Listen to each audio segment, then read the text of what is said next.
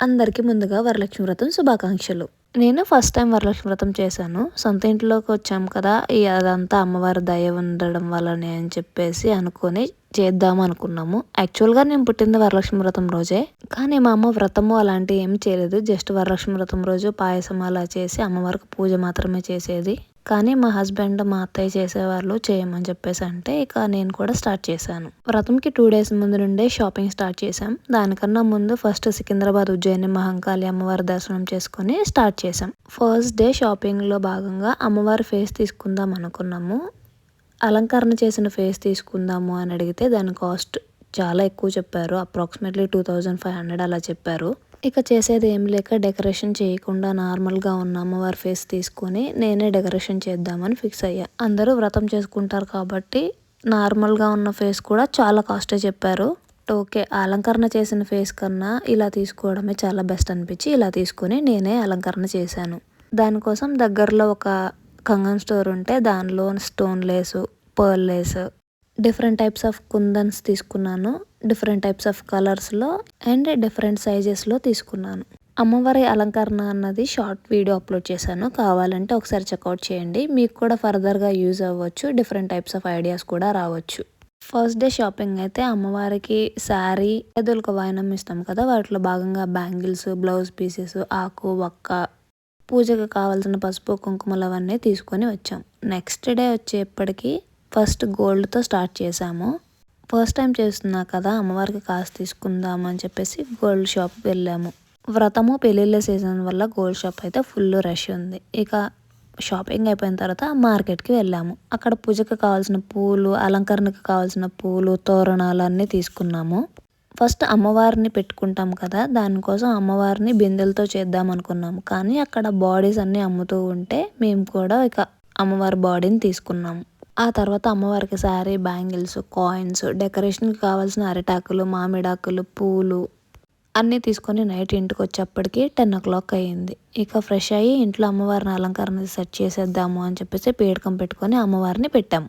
నేను అమ్మవారిని పెట్టడానికి మా ఇంట్లో పూల మొక్కలు పెట్టే స్టాండ్ ఒకటి ఉంటుంది 2 రోస్‌లో. దాన్ని పెట్టి దాని మీద ఓణీతో కవర్ చేసి దాని మీద పీఠకం కోసం ఇంట్లో పీట ఉంటుంది కదా! దానికి పూజ చేసి అమ్మవారిని సెట్ చేశాను. నేను అమ్మవారిని అలంకరించడం కోసం నా దగ్గర ఉన్న నగలనే వాడాను. పూల జడ కోసం మాత్రం సపరేట్‌గా కొన్నాను. ఫేస్‌కి ముక్కెరలాగా పర్ల్ లేస్ తీసుకున్నాను కదా! దాంతో ముక్కు పుడక అండ్ ఇయర్ రింగ్స్ కోసం నా దగ్గర ఉన్న ఇయర్ రింగ్స్‌నే అమ్మవారిని డెకరేషన్ చేయడానికి వాడాను. అమ్మవారిని ఎలా అలంకరించాను, ఎలా సెట్ చేశాను అన్నది కూడా షార్ట్ వీడియో అప్లోడ్ చేశాను. ఒకసారి చెక్అవుట్ చేయండి. ఇక అమ్మవారు సెట్ చేసిన తర్వాత ఇంటికి తోరణాలు, బంతి పూలు అన్నిట్లో మా హస్బెండ్ హెల్ప్ చేశాడు. తన తోరణాలు అవన్నీ కడుతూ ఉంటే నేను ఇంట్లో స్టవ్ క్లీన్ చేసుకొని, వంట గదిని క్లీన్ చేసుకొని, ఇక నెక్స్ట్ డే పూజకి కావాల్సినవన్నీ క్లీన్ చేసుకొని, వంటలకి కావాల్సినవన్నీ నానబెట్టి పడుకునేసరికి 1:00 అయింది. ఇక నెక్స్ట్ డే మార్నింగ్ 5:00 అలారం పెట్టుకొని పడుకున్నా. కానీ లేట్‌గా పడుకోవడం వల్ల బాగా నిద్ర పట్టేసి మార్నింగ్ 6:00కి లేచి ఇల్లు ఊడ్చి, ఇల్లు తుడిచి, శారీ సెట్ చేసుకొని, బాత్ చేసి, గడపలకు పసుపు, కుంకుమ రాసి, ముగ్గేసి, వంటలన్నీ స్టార్ట్ చేసేప్పటికి 8:00 అయ్యింది. ఇవన్నీ చేసుకోవాలి ప్రశాంతంగా అంటే మా వాడు నిద్రపోతూ ఉండాలి కాబట్టి నైట్ వాడు కూడా మాతో పాటు 1:00 వరకు మేల్కొని ఉన్నాడు. సో ఇక డిస్టర్బ్ చేయకూడదు నా వంటలు అయిపోయేంత వరకు అని చెప్పేసి వాడిని అంతే నిద్రపోనిచ్చి వంటలు అయిన తర్వాత లేపుదామని ఫిక్స్ అయ్యా. వంట స్టార్ట్ చేసే ముందైతే స్టవ్‌కి పసుపు రాసి బొట్లు పెట్టి పూజ చేసి వంటలు స్టార్ట్ చేశా. పూజకి 5 టైప్స్ ఆఫ్ ఫుడ్ చేద్దాం అనుకున్నా. పూర్ణాలు చేయడానికి ముందుగానే నైట్ నానబెట్టుకున్న పచ్చిశనగపప్పు అవన్నీ. పూజకి వంటకి కావాల్సినవి ముందు రోజే నానబెట్టుకున్నాను. పచ్చిశనగపప్పు పూర్ణాలకి, చింతపండు పులిహోరకి అండ్ దోస బ్యాటర్ ఫర్ పూర్ణాలు అలా ముందుగానే నానబెట్టుకొని ఉంచుకున్నాను. పూర్ణాలు మీరు ఎలా చేస్తారు, నేను ఎలా చేస్తాను అన్నది బ్రీఫ్‌గా ఎక్స్‌ప్లెయిన్ చేస్తాను. ముందుగా నైట్ నానబెట్టిన పచ్చిశనగపప్పుని ప్రెషర్ కుక్కర్‌లో వేసుకొని 3 విజిల్స్ వచ్చేలాగా ఉడికించుకోవాలి. టేస్ట్‌కి సరిపడా బెల్లం యాడ్ చేసి, ఇలాచీ పౌడర్ యాడ్ చేసి, పప్పుని దగ్గరకు వచ్చేలాగా లో ఫ్లేమ్‌లో ఉడకబెట్టుకోవాలి. తర్వాత పైన లేయర్ కోసం దోస బ్యాటర్ ఉంటుంది కదా! దాన్ని ప్రిపేర్ చేసుకోవాలి. కానీ చిన్న చిన్న మార్పులతో. మనం దోస బ్యాటర్‌కి 1:3 రేషియో తీసుకుంటాం కదా! బియ్యాన్ని అండ్ లెంటిల్స్‌ని. కానీ దీనికి మాత్రం 1:1.5 రేషియోలో తీసుకోవాలి. 1 కప్పు లెంటిల్స్ తీసుకుంటే 1.5 కప్పు రైస్. ముందుగా ఉడకపెట్టుకున్న పప్పుని బాల్స్లా చేసుకొని దోశ బ్యాటర్ పట్టుకునేలాగా థిక్ పేస్ట్ ఉండేలాగా చేసుకొని బాగా మసిలే ఆయిల్లో గోల్డెన్ బ్రౌన్ కలర్ వచ్చేలాగా చేసుకోవాలి. ఇలా చేస్తే ఆయిల్ కన్జంప్షన్ తక్కువగా ఉంటుంది అండ్ టేస్ట్ చాలా బాగుంటుంది. నేను పూజకి 5 టైప్స్ ఆఫ్ ఫుడ్ చేద్దామనుకున్నా. పూర్ణాలు, చింతపండు పులిహోర కోసం నేను ముందుగానే నైట్ చింతపండుని బాగా నానబెట్టుకున్నా. అలా చేస్తే పల్ప్ ఎక్కువ వస్తుంది, టైం కూడా సేవ్ అవుతుంది. చింతపండుని బాయిల్ చేసే ముందు అందులో టేస్ట్కి సరిపడా సాల్ట్ అండ్ పచ్చిమిర్చిని యాడ్ చేసి బాయిల్ చేస్తే పచ్చిమిర్చికి పులుపు అన్నది బాగా పడుతుంది, పులిహోరలో టేస్ట్ బాగుంటుంది. అది ఆరిన తర్వాత ముందుగానే రైస్ ప్రిపేర్ చేసుకొని చింతపండు ప్యూరీని అన్నది యాడ్ చేస్తాను.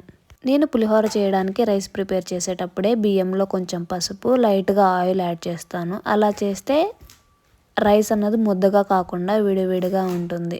ఈ చింతపండు పులిహోరను ఒక్కొక్కరు ఒక్కొక్క విధంగా చేస్తారు. కొంతమంది మిరియాల పౌడర్ యాడ్ చేస్తారు, కొంతమంది మెంతుల పౌడర్ యాడ్ చేస్తారు. నేనైతే అలా ఏమి యాడ్ చేయను. జస్ట్ చింతపండు ప్యూరీని రైస్కి యాడ్ చేస్తాను. పోపులో కొంచెం పల్లీలు యాడ్ చేసి, పోపు దినుసులు యాడ్ చేసి, కరివేపాకు అండ్ లైట్గా ఇంగువ యాడ్ చేసి పులిహోరని కలుపుతాను. ఒక్కదాన్ని చేయడం వల్ల కొంచెం హడావిడిగా మల్టీ టాస్కింగ్ అయ్యి మొత్తం రికార్డ్ చేయలేదు. ఇక్కడైతే నేను పూజకి 5 రకాల నైవేద్యాలు పెడదాం అనుకున్నాను. 1 పులిహోర, 2 దద్దోజనం, నానబెట్టిన శనగలు, గారెలు, పూర్ణాలు అండ్ ఫ్రూట్స్ వచ్చేప్పటికి కూడా 5 రకాలు వాడాను. బనానా, మోసంబి, యాపిల్, పోమోగ్రానెట్ అండ్ జామకాయలను పెట్టాను. వంటలన్నీ కంప్లీట్ అయిపోయేప్పటికి 11:30 అయింది. ఇక మా వాడిని లేపి స్నానం చేయించి పూజ చేశాము. 12 లోపు ముత్తైదువులందరినీ పిలిచి వాయనం ఇవ్వాలనుకున్నా, కానీ పూజ కంప్లీట్ అయ్యేప్పటికే 12:30 అయింది. ఇక నేను పూజ చేసేటప్పుడు మా వాడు కూడా పూజ చేస్తాను అని దీపం ముట్టిస్తుంటే దీపం వెలిగించాడు, అగరబత్తీలు వెలిగిస్తుంటే అగరబత్తీలు వెలిగించాడు. పూజ కంప్లీట్ అయిన తర్వాత ముత్తైదువులను పిలిచి వాళ్ళందరికీ వాయనాలు ఇచ్చేప్పటికి 1 o'clock అయ్యింది. యాక్చువల్గా నేను చేసే రోజు కూడా మా ఇంటి దగ్గర వాళ్ళు చేస్తూ ఉండడం వల్ల కొంచెం లేట్ అయ్యింది. ఇక వాళ్ళు వచ్చేలోపే వాయనాలు ముందుగానే ప్రిపేర్ చేసుకుందాం అని చెప్పేసి ప్లేట్లో సెట్ చేసుకున్నాను. నేనైతే రిటర్న్ గిఫ్ట్ అలా ఏమి ఇవ్వలేదు. జస్ట్ పసుపు, కుంకుమ, బ్యాంగిల్స్, ఆకు ఒక్క, అక్షింతలు, పూలు అండ్ 1 రూపీ కాయిన్ని యాడ్ చేసి ఇచ్చాను. ముత్తైదువులు వచ్చినప్పుడు నేనేం వీడియో తీయలేదు. ఫస్ట్ వాళ్ళకి రాగానే కాళ్ళకు పసుపు రాసి, బొట్టు పెట్టి, గంధం రాసి, వాయనాలు ఇచ్చి వాళ్ళ ఆశీర్వాదం తీసుకొని తర్వాత నేను ఒక్క పొద్దుని విడిచాను. నేనైతే 21 మంది ముత్తైదువులు అనుకున్నాను. బట్ అందరూ ఒకే టైంలో రాలేదు, కానీ నేను అనుకున్న అందరూ వచ్చారు. ఫస్ట్ టైం వ్రతం చేసుకున్నా కూడా చాలా బాగా జరిగింది అనిపించింది. నేను అమ్మవారి విగ్రహాన్ని పెట్టుకున్నా కూడా కలశాన్ని కూడా పెట్టుకున్నాను. అండ్ అమ్మవారికి చీర, బ్యాంగిల్స్, కాటుక, పసుపు, కుంకుమ, మెహందీ ఇలాంటివి ఇచ్చాను. ఇంకా తాంబూలంలో ఆకు ఒక్క, అరటిపండు, 1 రూపీ కాయిన్, బ్యాంగిల్స్ కూడా పెట్టాను. ఒకవేళ నేను పూజ చేసే విధానంలో ఏమైనా తప్పు ఉంటే కరెక్ట్ చేయండి. ఫస్ట్ టైం మీ వ్రతం చేసుకున్నప్పుడు ఎక్స్పీరియన్స్ ఎలా ఉందో కూడా షేర్ చేసుకోండి. ఈ వీడియో కనుక నచ్చితే లైక్ చేయండి అండ్ సబ్స్క్రైబ్ చేసుకోవడం మర్చిపోకండి.